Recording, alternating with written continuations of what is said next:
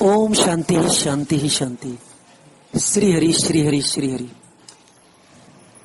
प्रहलाद और मीराबाई, इनकी भगवान से दिल लग गया था। और ये जो परमात्मा का कलर है, इसकी विशेषता क्या है, पूछिए। ये जो परमात्मा का कलर है, इसकी विशेषता क्या है भैया? भदौरिया साहब, मैं ये कहना चाहता हूँ कि परमात्मा का जो कलर है, रंग, इसकी विशेषता ये है कि ये पहली बात तो आसानी से लगता नहीं है। भैया जी, क्या बोला मैंने? ये परमात्मा का जो कलर है, परमात्मा का जो ये कलर है ना, ये आसानी से लगता नहीं है। लगना बहुत कठिन है। बोलो। लगना बहुत कठिन है। लगना बहुत कठिन है।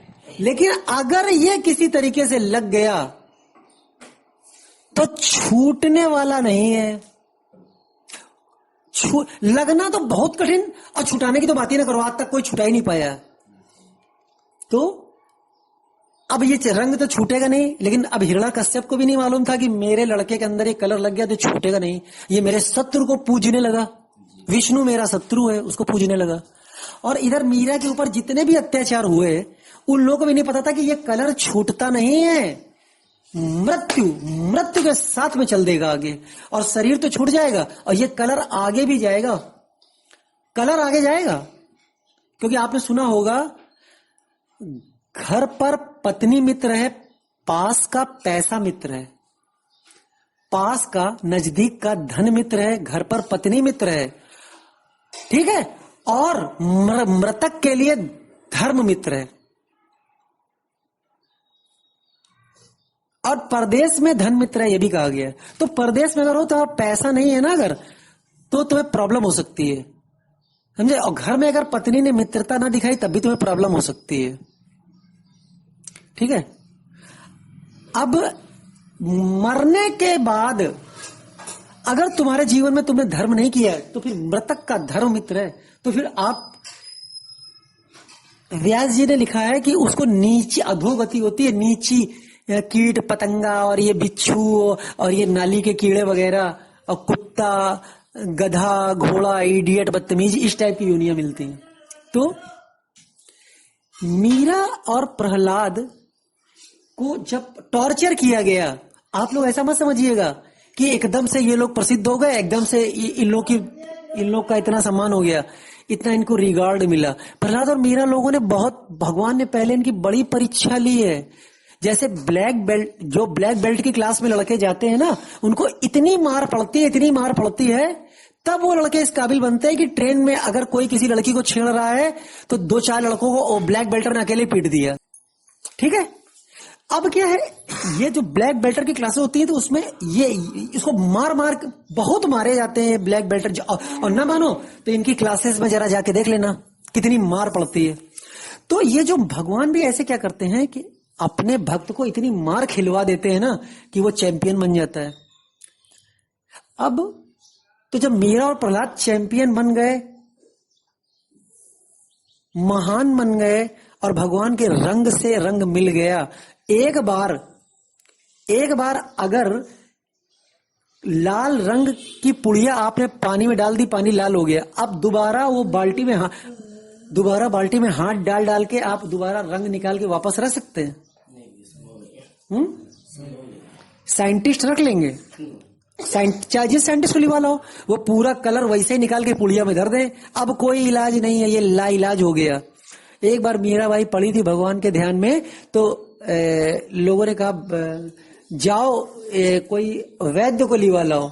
और मीराबाई इसीलिए दुखी थी कि उसको भगवान के काम में ऑब्स्टैकल डाला जा रहा था, डिस्टर्ब। तो मीराबाई के पास जब वैद्य आया, तो मीरा ने कहा, जा वैदा घर आपने, यहां ना रोगी कोई, ठीक है ना। और रोग मिटेगा आपनो जब वैद्य संवरिया हुए। अगर कृष्ण को कहीं से लिवाला हो वैद्य जी, तो मेरा रोग मिटेगा, और नहीं तो कोनो फायदा नहीं है। There is no benefit. Doctor साहब, you kindly go back to your clinic and see other patients. जा वैदा घर आपने, यहां ना रोगी कोई।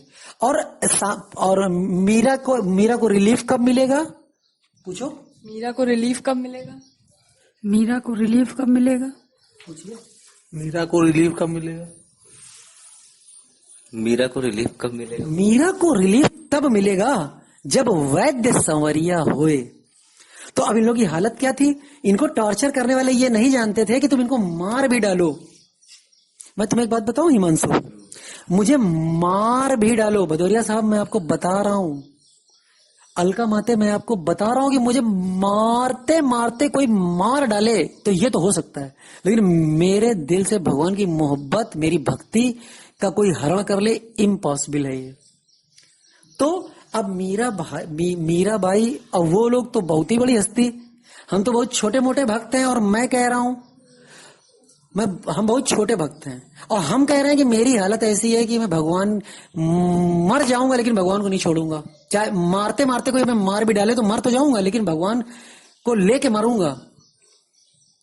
तो जब हमारी ये हालत हो गई इस घोर कलयुग में, तो जब मेरी कलयुग में ये हालत हो गई तो भैया अब मैं कैसे मान लूं कि वो लोग, वो प्रहलाद और मीरा से कोई छुड़ा सकता था? तो वो लोग क्या कहते थे, जैसे उनके साथी, प्रहलाद के साथी कहते थे कि क्यों मार खाता है। मीरा की सहेलियां कहती थी तू कृष्ण के गीत गाना बंद कर दे, क्यों इतनी तकलीफें उठा रही है, आराम कर, ऐस कर, आराम कर, ऐस कर।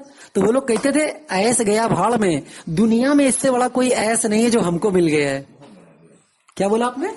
दुनिया में इससे बड़ा कोई ऐस नहीं है जो कृष्ण भगवान मिल गए, जो हमें मिल गया, जो हमें मिल गया।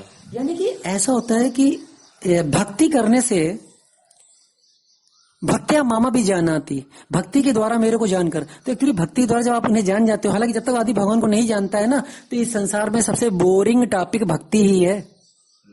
किसी से आप बात करो नेता नगरी की, महंगाई की, चीनी क्या हिसाब, आलू क्या हिसाब, और कहाँ पे एक्सीडेंट हो गया, और टायर कितने फटे, कितने लोगों की खोपड़ी फटी, तो उसमें सब अरे वाह अरे वाह, कहाँ हुआ, फिर क्या हुआ, फिर क्या हुआ, फिर। और जहां तुमने उन्हें कर्नाटक में कितने वोट मिल रहे हैं बीजेपी को, कितने कांग्रेस, अरे वाह वाह वाह, और ये सब आदमी झेलता रहेगा। जहां तुमने उससे बात करी सत्संग की, भगवान की, धर्म की, व्यास की, कृष्ण की, जहां तुमने उससे कहा पत्रम पुष्पम फलम तो एवं, क्या बात बढ़िया लिखी है गीता में, देखो कैसे हंस रहा है। जहां आपने उससे कहा, अब वो सबको झेल रहा है, उसको उपकाई नहीं आ रही, उबासी नहीं आ रही है, ऐसे नहीं करते उबासी में, तुरंत उसका ओंघाई आने लगी। तो जहां आप पता लगा कब आएगी, जहां तुमने उससे कहा, कितनी सुंदर बात गीता में लिखी है कि मेरे भक्त मुझे प्यार से जो अर्पण कर देते हो मैं ग्रहण करता हूँ, निर्गुण निराकार मैं हूँ, लेकिन मैं साकार रूप, साकार होकर उसको ग्रहण करता हूँ, क्योंकि मैं तो साकार और निराकार दोनों हूँ। अब पूछो परमात्मा है क्या? मैं आपको आज बताए दे रहा हूँ, परमात्मा को जो कहते हैं साकार है वो अधूरा ज्ञान रखते हैं, जो कहते हैं निराकार है वो भी अधूरा ज्ञान रखते हैं। पूछो परमात्मा क्या है? परमात्मा सर्वाकार है। क्या बोला मैंने? परमात्मा सर्वाकार। खाना नहीं खाया आपने आज अलका भाभी? तो खाया तो जोर से बोलिए। परमात्मा सर्वाकार है। भदौरिया साहब जो है ना, इन्होंने, इनके अंदर दम है, ये एयरफोर्स के रिटायर्ड हैं, है ना। अब बैंक में नौकरी करते करते इनकी एनर्जी भले ही कम हो गई हो, लेकिन भदौरिया साहब 20 साल फौजी रह चुके हैं। अब देखना ये कितना बढ़िया बोलेंगे, परमात्मा सर्वाकार है। Very nice. तो भदौरिया साहब ने जो बात बोली है, ये बात पकड़ ले तो वो लोग सुखी रहेंगे। साकार और निराकार वाले लड़ा करते हैं, द्वैत और अद्वैत वाले लड़ा करते हैं, और मैं कह रहा हूं द्वैत और अद्वैत किसी भी मार्ग से आगे बढ़े, वो चल एक ही मार्ग में रहा है, असंभव है, ये इम्पॉसिबल है। कि हम कह रहे हैं जो आदमी मूर्ति में आकर्षित हो गया है, ठीक है ना, लोग कहते हैं उससे, कुछ लोग जैसे मूर्तियां छीन, जैसे मीराबाई की मूर्ति छीन ली गई थी। और एक और हमारे सज्जन परिचित में है, उनके पिताजी ने शंकर जी पे फूल चढ़ाने पर शंकर जी छीन लिए थे। हमारे परिचित के घर सज्जन, अब सज्जन है कि दुर्जन है ये नहीं मालूम, सज्जन और दुर्जन ये तो नहीं पता, लेकिन इतना पता है कि फूल चढ़ा रहे तो शंकर जी की मूर्ति गायब कर दी थी, उनके फादर ने छीन ली, क्योंकि उनके पिताजी शंकर जी फूल चढ़ाते नहीं है। तो क्या कहते हैं कि, लेकिन अब उनकी ये अवस्था क्या होती है? अब जैसे मीरा है, प्रहलाद है, इनकी अवस्था क्या है मालूम है? ये किसी कीमत पे रुकने वाले नहीं है। अब जैसे जब ध्रुव भैया जब तपस्या करने जा रहे थे, तो देवताओं ने देखा यार ये तपस्या करने जा रहा है, ये तो मामला गड़बड़ है। तो तपस्या में विघ्नें आती हैं, डिस्टरबेंस। तो उन्होंने कहा नारद जी जाइए, आप इसको रोकिए। नारद जी उसको रोकने पहुंचे। उन्होंने बोला चलो मैं तुम्हारे पापा से समझौता कराता हूं, उत्तान पाद से। तो ध्रुव भैया कहते हैं जी नहीं, उनकी माँ नहीं। उसने अपनी माँ से पूछा, माँ बाप के पास भी जो ना मिले वो कहाँ मिल सकता है? तो उन्होंने कहा बेटा जो बाप के पास भी ना मिले और तेरी माँ भी तुझे ना दे पाए, वो तुझे भगवान दे सकते हैं, क्योंकि वो तो जगत माता और जगत पिता है ना। तो ध्रुव ने कहा कि मुझे क्या करना है? तो उन्होंने कहा बेटा अगर भगवान तुझसे प्रसन्न हो जाए तो तेरा बाप जो तुझे दे सकता है उससे बहुत बड़ी चीज तुझे दे देंगे। तो उसने कहा जब भगवान ज्यादा बड़ी थी तो फिर उन्होंने कहा अब मैं पिता के पास वो चीज मांगने नहीं जाऊंगा, है अब मैं जगत पिता से मांगूंगा।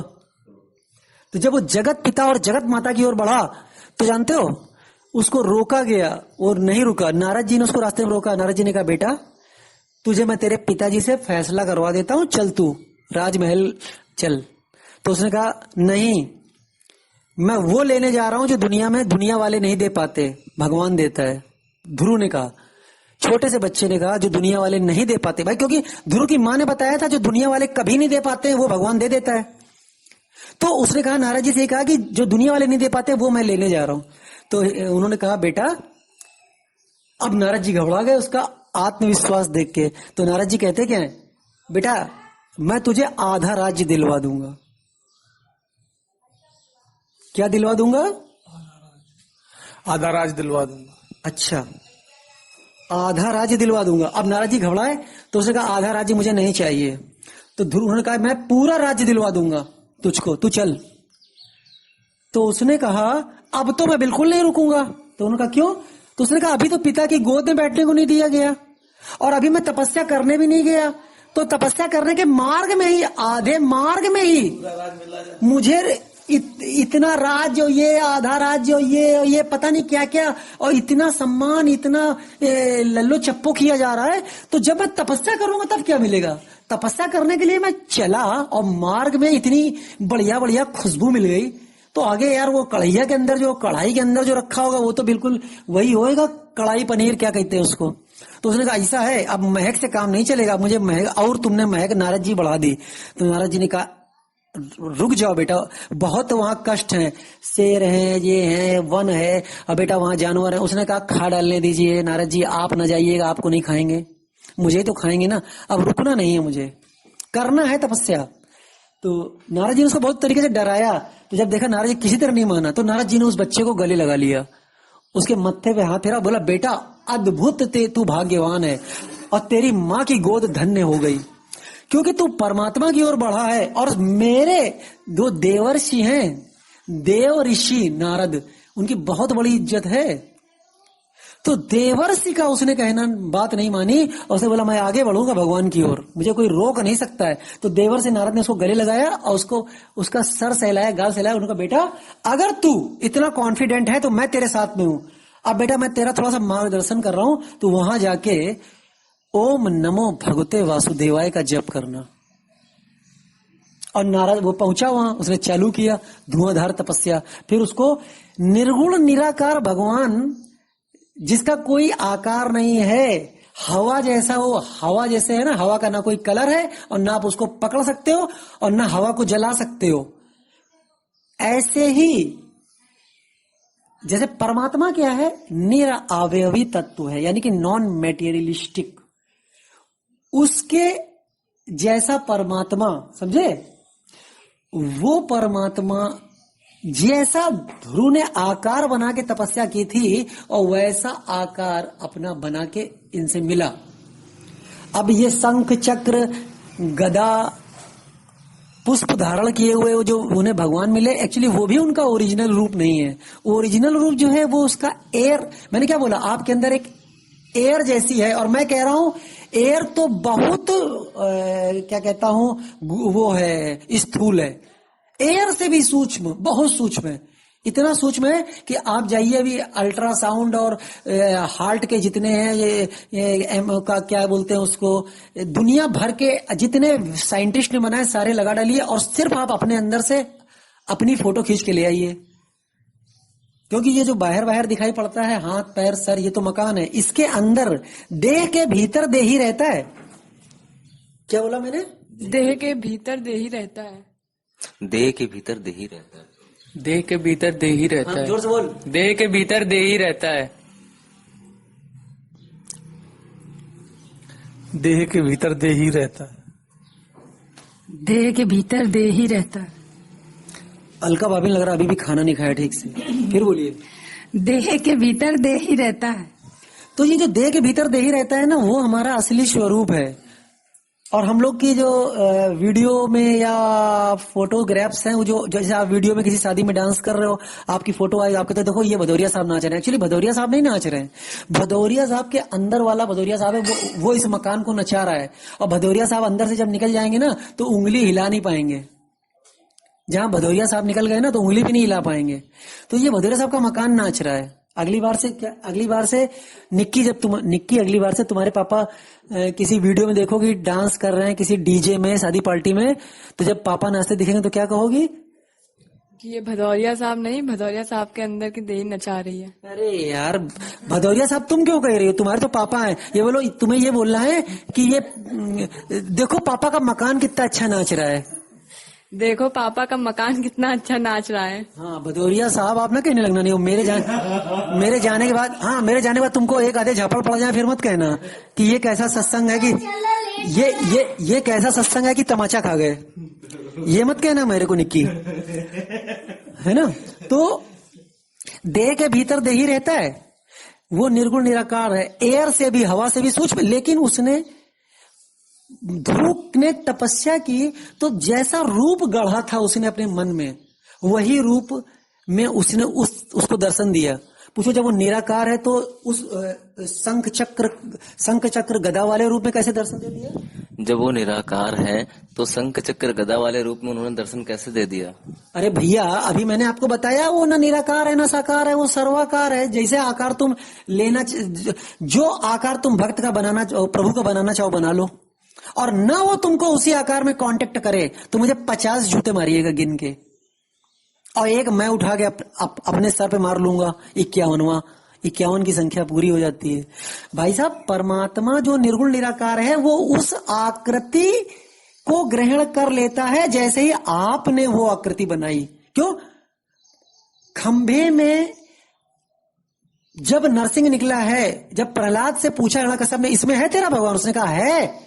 उनकी सत्या इस खंभे के भीतर भी व्याप्त है। उसके पहले प्रहलाद और हिरण्यकश्यप वहां जब नहीं थे, आप जाइए छेनी हथौड़ी लेके उसको खूब चढ़ाइए और उसमें से सीमेंट मोरंग यही सब निकलेगा। उस जमाने में जो मसाला पत्थर के अंदर जो होता है वही निकलेगा, सीमेंट मोरंग कुछ नहीं निकलेगा। ये उसकी श्रद्धा थी कि परमात्मा की सत्ता सत्य व्याप्त है। और प्रहलाद ने बहुत तपस्या करके बड़े कष्ट भी उठा लिए थे। तो यानी कि कुल मिला के उसका भोग पूरा हो चुका था कष्टों का। तो जब एक समय ऐसा होता है, कराटे की क्लास में मार खाने वाला जिंदगी भर मारा ही नहीं खाया करता है, फिर एक दिन आता है उससे कहा जाता है बेटा ये लो ब्लैक बेल्ट जाओ अब तुम। तो वो नरसिंह, प्रहलाद की श्रद्धा ने नरसिंह निकाला है। वहां पहले से नरसिंह बैठा हुआ इंतजार नहीं कर रहा था कि हाँ भैया बहुत दिनों बाद यहाँ पे आएंगे, वो हिरण्यकश्यप इनको गिरा के मारेगा, पटक के मारेगा, फिर ये चिल्लाएंगे तो मुझे निकलना है, तो चलो हम 2 महीने पहले जाके यहाँ खंबे में बैठ जाएं। ऐसा कुछ नहीं था। इमीडिएट ये सब होता है, ऑटोमेटिक। बोलो इमीडिएट इतनी जल्दी कैसे हो सकता है? बोलो इतनी जल्दी कैसे हो सकता है? इतनी तेजी से कैसे हो सकता है? बोलो इतनी तेजी से कैसे हो सकता है? अरे भैया आपने अभी एक डांस किया और उसको मोबाइल में मैंने वीडियो रिकॉर्डिंग कर ली, और मैंने एक बटन दबाता हूं तो वो अमेरिका पहुंच जाता है आपका डांस। अभी आप यहाँ पे डांस कर रही हो और अमेरिका में आपका डांस दिखाई पड़ने लगेगा जरा देर में। तो जब आपने, और वैज्ञानिक देखो, ये वैज्ञानिक हैं, हम हैं, आप हैं, डॉक्टर हैं, ये सब परमात्मा के आगे क्या है? बच्चऊ हैं। बच्चऊ समझते हो? बच्चा। हमारे गांव में कभी कभी बच्चे को बड़े प्यार से बुलाते हैं, बच्चऊ ही है ना हो। तो ये बच्चऊ हैं। तो जब ये बच्चऊ लोग, साइंटिस्ट लोग ये बना लिया कि एक बटन दबाएंगे तो अमेरिका में डांस दिखने लगेगा, तो भगवान के लिए वो खंबे में पहुंचने में कितना टाइम लगेगा? गांव में प्यार से क्या बुलाया जाता है? बच्चऊ। हाँ, बच्चऊ। जैसे पानी लेना तो बच्चऊ इधर आओ एक गिलास पानी दे दो। बोलो बच्चऊ इधर आओ एक गिलास पानी दे दो। तो अब ये जब बच्चों लोगों ने ऐसे इंस्ट्रूमेंट बना दिए तो भैया भगवान हमसे अगर कोई आदमी ये बोल, एक बार एक आदमी ने बोला यार ये अविश्वसनीय लगता है कि खंभे से कोई कभी नरसिंह निकला होगा। वो हमने बोला मुझे तो विश्वसनीय लगता है। बोले कैसे? हमने कहा यार अभी एक लड़की डांस कर रही थी, अभी उसका वीडियो लिया गया और अभी जरा देर में वो मुंबई से फोन आ रहा है कि बड़ा अच्छा डांस किया है। तो जब ये 1 सेकंड में न ट्रेन में बैठा, न रिजर्वेशन कराया और न कानपुर सेंट्रल ने मारे मारे घूमे और न बर्थ के लिए झगड़ा किया और चद्दर नहीं निकाला, तकिया नहीं निकाली, वहां बर्थ में लेटे नहीं है, उठ उठ के जा रहे हैं, कुल्ला कर रहे हैं और वहां ट्रेन पूरी हिल रही है, कुछ किया ही नहीं, एक बटन दबाया डांस वहां पहुंच गया। तो भैया जब ये हम लोग बच्चों लोग कर लेते हैं तो वो जो इन बच्चों का सबका हम सब लोग तो बच्चों हैं। क्यों अलका भाभी, हम लोग क्या हैं? बच्चों है। भाई भुदेरा साहब आप क्या हैं? बच्चों है भाई। तुम क्या हो? बच्चों। तुम क्या हो? बच्चों तुम क्या हो? बच्चों तुम क्या हो? बच्चों हिमांशु भैया आप क्या हैं? बच्चों। तुम सबसे बड़े बच्चे हो। बोलो मैं क्या हूँ? सबसे बड़ा बच्चों। हाँ। और हम पूछो आप क्या हैं? आप क्या है भैया जी? मैं तो महा बच्चा हूँ। और बताओ, मेरी कोई औकात नहीं। अच्छा भगवान के अलावा मैं बताऊं, एक बात कहना चाहता हूं भगवान के मामले में। क्या ये जो आदमी घूम रहा है ना, ये जो पंच भौतिक शरीर लिए जितने घूम रहे हैं ना, इसकी हैसियत क्या है बताऊं? मेरे साथ रिपीट करोगे? आदमी खिलौना है। आदमी आदमी खिलौना है। आदमी खिलौना है और रब जो चाहे वही तो होना है। रब जो चाहे वही तो होना है। आदमी खिलौना है। तो हम लोग की औकात कुछ भी नहीं है। हम लोग जो ये अपने आप को बहुत कुछ समझते हैं ना कि मैं ये हूं, मैं वो हूं, मैं ये हूं, कुछ नहीं है। आप केवल एक चाबी वाला खिलौना है। जैसे चाबी भर के आप अपने घर में खिलौना चला देते हैं और जितनी चाबी भरी है, जितनी चाबी भरी राम ने, जितनी चाबी भरी राम ने, उतना चले खिलौना। उतना चले खिलौना। इसलिए कभी भी दुखी मत होना। हमेशा कभी भी ये संसार में कुछ भी स्थिर नहीं है। और जब कुछ स्थिर नहीं है तो कम से कम एक चीज तो स्थिर कर लो कि तुम ये जान तो जाओ कि यहाँ कुछ स्थिर नहीं है। और जब ये जान जाएंगे तो कुछ स्थिर हो या ना हो, आप जरूर स्थिर हो जाएंगे। पूछो वो कैसे? इस संसार में कुछ भी स्थिर नहीं है, लेकिन जब आप ये जान जाएंगे कि कुछ भी स्थिर नहीं है तो आप जरूर स्थिर हो जाएंगे। बोलो इसका कोई एग्जाम्पल दीजिए। इसका कोई एग्जाम्पल दीजिए। इसका एग्जाम्पल ये है कि बुद्ध भगवान एक जगह बैठे हुए थे, इस बारी जा रहे थे, तो अंगुलीमाल बैठा था, डकैत। वो तो दादा टाइप आदमी था। उसने कहा ए इधर आ। उसने सोचा बुद्ध भगवान कोई साधारण आदमी होगा। उसने कहा ए इधर आ, ए ठहर जा। तो बुद्ध भगवान ने उसकी तरफ देखा, हल्का सा मुस्कुरा के बोले मैं तो ठहर गया, लेकिन तुम कब ठहरोगे? ये संसार गतिमान है, नाशवान है, और नाशवान वस्तु से प्रेम करोगे तो दुख तो होएगा ही। बदेरा साहब आपके बाबा जिंदा है कि नहीं? अब ये बोलो मेरे बाबा दुनिया से चले गए, मुझे बड़ा दुख हुआ। मेरे बाबा दुनिया से चले गए, मुझे बड़ा दुख हुआ। मैं कहना चाहता हूँ बाबा की खूब सेवा कर लीजिए, प्यार कर लीजिए, गले लगा लीजिए। मैं तो कह रहा हूं आप अपने बाबा को किस भी कर लीजिए, लेकिन इतना ध्यान रखिएगा कि मोह नहीं रखिएगा। क्यों? प्यार करने के लिए मना नहीं किया, सेवा करने के लिए मैं मना नहीं कर रहा हूं, लेकिन मैं कह रहा हूं मोह मत रखिए। पूछिए क्यों? क्योंकि मोह सकल व्याधिन कर मूला, तिन से उपजे पुनि बहु सूला। ये बार बार सूल निकलेंगे, कांटे निकलेंगे और चुभते रहेंगे और बाद में आदमी रोता है।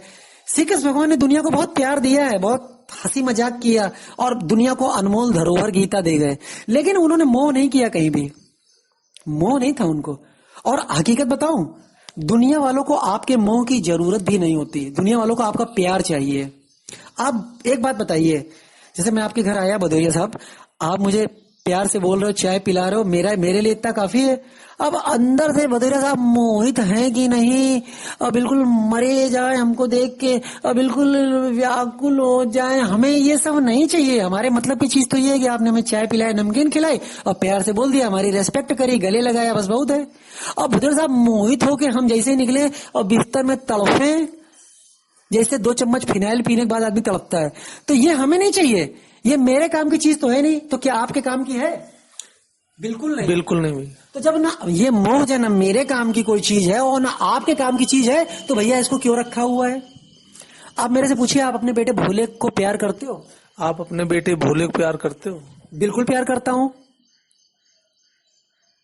बोलो, अगर भोले को कोई गोली मार दे तो रोगे? पूछिए। अगर भोले को कोई गोली मार दे तो रोगे? मैं आपको एक बात बताऊं, मुझको कोनो फर्क पड़ने वाला नहीं है। बोलो औलाद तो आपकी है, बोलो बोलो वो भोले जायदाद तो आपकी है। वो भोले जायदाद तो आपकी है। आप लवी को, अपने बेटे को अपनी जायदाद मानिए, मैं मेरे बेटे भोले को परमात्मा की जायदाद मानता हूं।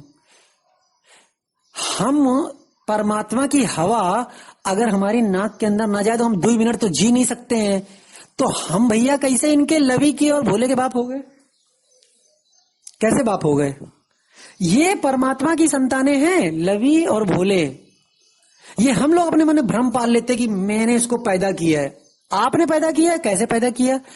हवा चल रही है, हवा आपके शरीर में जाती है, जल वरुण देवता जो है आपके बॉडी में 70% के आसपास साइंटिस्ट मानता है, और वरुण ने कह दिया कि हम इसके बप्पा हैं, तब क्या होगा? अग्निदेव ने कह दिया हम बाप है, अग्नि जल वायु आकाश और पृथ्वी से आपका शरीर बना, और उससे ये बच्चा पैदा हुआ और बाप आप हो गए। वाह भैया वाह, बोले मंसू, वाह भैया वाह, ये हमें बढ़िया बप्पा मिले। ये हमें बढ़िया पप्पा मिले। बोलो वाह भैया वाह, ये हमें बढ़िया पप्पा मिले। लेकिन निक्की, इसका मतलब ये नहीं कि कल से तुम भदौरिया साहब को पापा कहना बंद कर दो, है ना? अब पता लगा वहां पे जाओ अपने इंस्टीट्यूट में, वहां पापा का नाम आ गया तो लिख दिया वरुण देवता, अग्नि देवता, जल देवता। ये सब ना करने लगना है। ये आध्यात्मिक स्तर की बात है। सांसारिक स्तर में तुम्हें यही लिखना है, धर्मेंद्र सिंह भदौरिया, पंजाब नेशनल बैंक, ठीक है? तो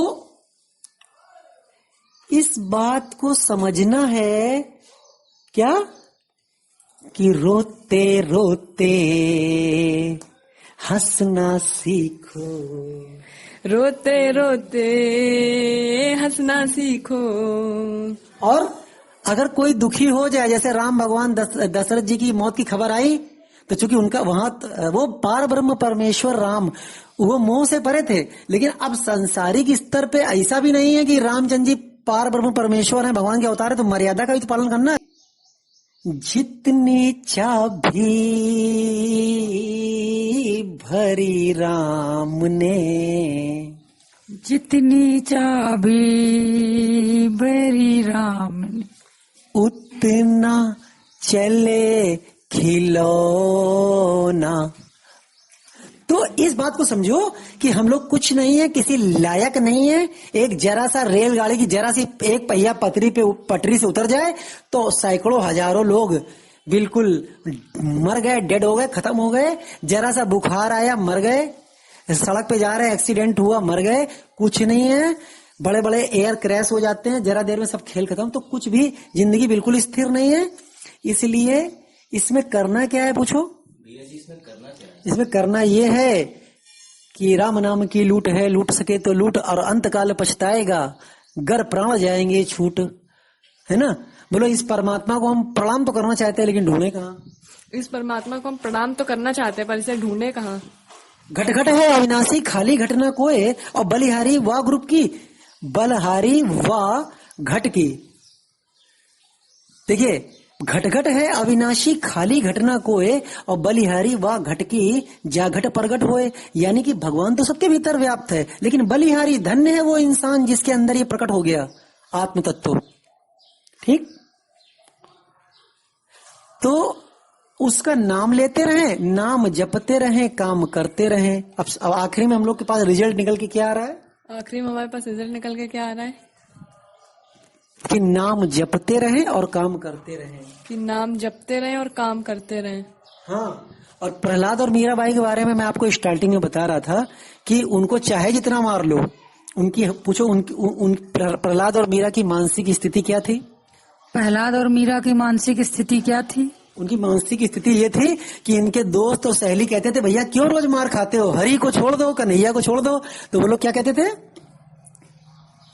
अब चाहे सर फूटे या माथा, यारा मैंने तो हाँ कर ली। अब सर फूटे या माथा, अब मैंने बाह पकड़ ली। आप भाई साहब हमसे भी थोड़ा सा आगे निकले, आपने अगली वाली लाइन गा दी। कोई बात नहीं, आप फॉरवर्ड है, अच्छी बात है।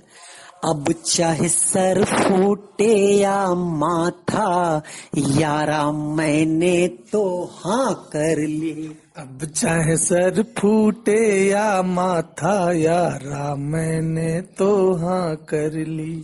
मैंने उसकी बाह पकड़ ली, मैंने उसकी बाह पकड़ ली। उसने हंसकर हामी भर ली। उसने हंसकर हामी भर दी। तो लोगों ने कहा इसमें तुम्हें बहुत चोटें, बहुत तकलीफें हैं, परमात्मा को पाना इतना आसान नहीं, काफी कठिन तपस्या है। तो उन लोगों ने तो जवाब क्या दिया कि अब चाहे कांटे लगे या कलियां, यारा मैंने तो हाँ कर ली। अब चाहे कांटे लगे या कलियां, यारा मैंने तो हाँ कर ली। तो बोले बदल दो, अब बदल दो अपनी फीलिंग्स को और मार मत खाओ। उनके फ्रेंड्स बोलते थे, तो वो कहते थे वो भी कोई नियत है जो बदल जाए। मैंने उस पर नियत कर ली। मैंने उस पर नियत कर ली। उसने हंसकर हामी भर ली। उसने हंसकर हामी भर ली। अब चाहे लग जाए हथकड़ियां, यारा मैंने तो हाँ कर ली। अब चाहे लग जाए हथकड़ियां, मैंने तो। अब चाहे लग जाए हथकड़ियां, यारा मैंने तो हाँ कर दी। बहुत अच्छे। तो मैं यही कहना चाहता हूँ कि भगवान का नाम लेते रहो और अपने सारे कार्य को करते रहो। और मैं आखिरी में ये भी कहना चाहूंगा कि संसार के कष्टों का मुकाबला अगर आप भगवान को शामिल कर लोगे अपनी जिंदगी में तो ज्यादा आसानी से कर सकोगे, और अगर शामिल नहीं करते हो तो ये आपको बहुत महंगा पड़ सकता है। क्यों? जब संसार के कष्ट आएंगे, अगर तुम भगवान से जुड़े हुए हो ना, तो वो इतनी बर्फ है कि इस बाहर की सारी गर्मी को एकोमोडेट कर रही है, ठंडा कर देता है। और अगर आप इस गर्मी को झेल नहीं पाएंगे, अगर भगवान नाम की बर्फ से आपकी दोस्ती होगी ना, तो गर्मी टकरा टकरा कर ठंडी होती रहेगी और आप चैन में बने रहेंगे। ठीक है? तो अब बोलिए सरस्वती मैया की जय। और बोलिए ब्रजेश क्षमा मिशन की जय। और बोलिए ब्रजेश क्षमा मिशन के जुड़े अपने सारे भाइयों और बहनों की जय। हर हर महादेव। हर महादेव। जय जय सीताराम। जय सीताराम। बोलिए उमापति महादेव की। ओ जय जय बजरंग बली की।